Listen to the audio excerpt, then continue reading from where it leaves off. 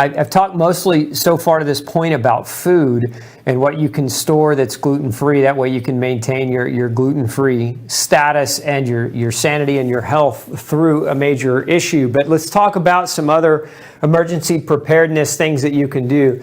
And so going through some of these things I've talked about, we talked about the importance of home protection.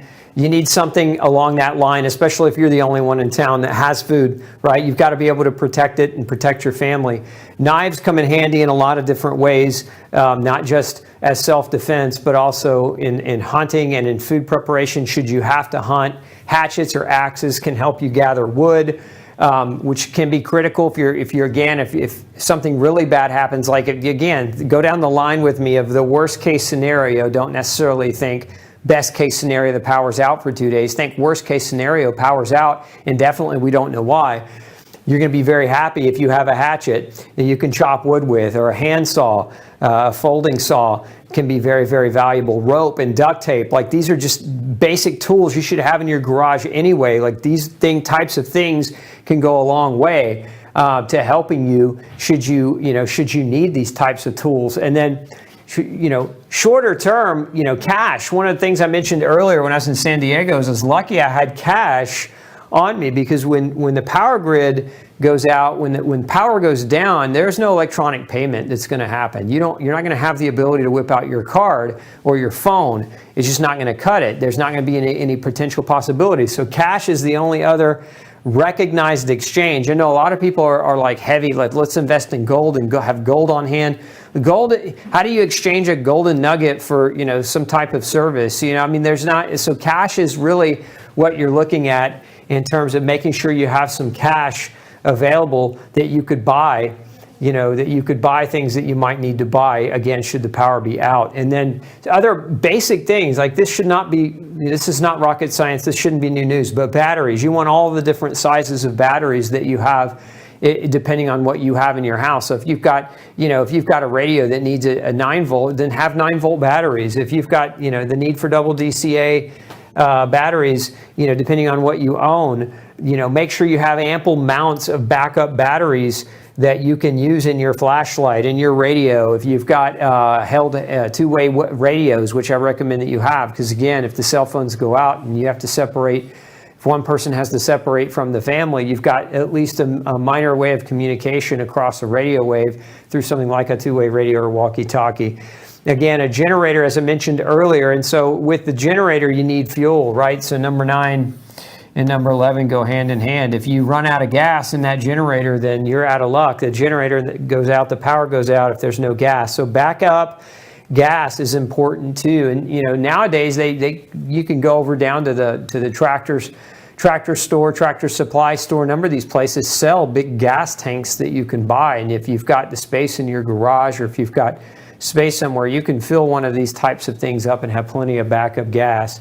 And if you don't need it for a natural emergency or something like that, you can use it to fill your tank. But, regardless, you have something if the problem happens.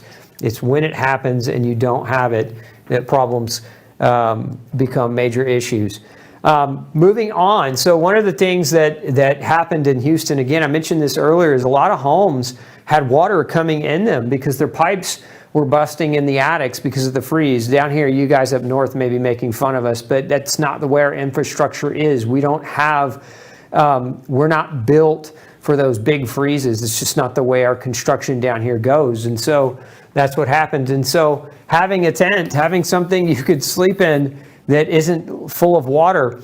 So a tent can become important, a waterproof tarp that goes over that tent, plenty of blankets, sleeping bags, things that, again, can keep you warm if it's cold outside, coats, etc. Like these are all things that are not a bad idea to have. And if you've ever gone camping with your family, if you've ever gone on camping trips, you may already have these things. Just take them out once in a while, make sure that they're not dry rotted, so that if it comes to needing them, you have them.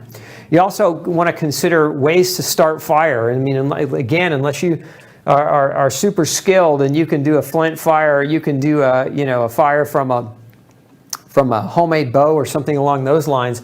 I mean, I'm not that skilled. I'm going to want matches. I'm going to want a lighter. I'm going to want kerosene, right? I'm going to want those things. because if I need them, I'll have them, right? And once you have a fire going, it's a lot easier to keep it going, but it's very hard to start a fire if you've ever done that. If you ever tried to start a fire without any modern tools or equipment, it's a pretty big challenge. Number 7, plenty of light structures or light, 7, 8, and 9. So flashlights, lamps, and headlamps all can be very, very helpful. Again, if the power's out and you can't see, you need something to help you see. It gets really, really dark in a house after dark when there's no power on. So these types of things can be very helpful to help you navigate. Now, if we want to throw something else in here, and this is just because I don't want it to all feel like doom and gloom to you, one of the things that can be very, let's just say, help you keep your sanity during a really trying time would be to have games. Not computer games, but like board games, cards, dominoes, those types of things, because there's going to be, I've seen this be the case. My power was out for 2 solid weeks, and my sons and I, my young sons and I were home by ourselves, and it was so hot. I mean, it was over 108 degrees outside, and the humidity, and there was no air conditioning, and so we kind of kept our sanity by keeping ourselves busy, and this is one way to do it. So if you've got board games, that's great. If you don't, you might consider just buying a few of those things and keeping those around, again, should something go wrong. And then this last bit I want to get to is probably one of the most important. We are 70% water, and dehydration will kill you faster than hunger will. So having a water backup plan, having a water storage plan becomes a very integral part of your emergency preparedness. And so again, what are we looking at here? Per person, we're looking at a minimum 30 ounces of water a day. And that's dehydrating yourself. So like you need to have a plan where you have enough water stored for 2 to 4 weeks at 30 ounces per person. I recommend more than that because you don't want to sustain off of dehydration. So there are a lot of different things you can do. Some people buy rain barrels that capture rain as it comes down, and these big 55-gallon drums. So 55 gallons of water will go quite a long way. Some people buy 5-gallon water storage tanks that are stackable, that can be stacked in the garage.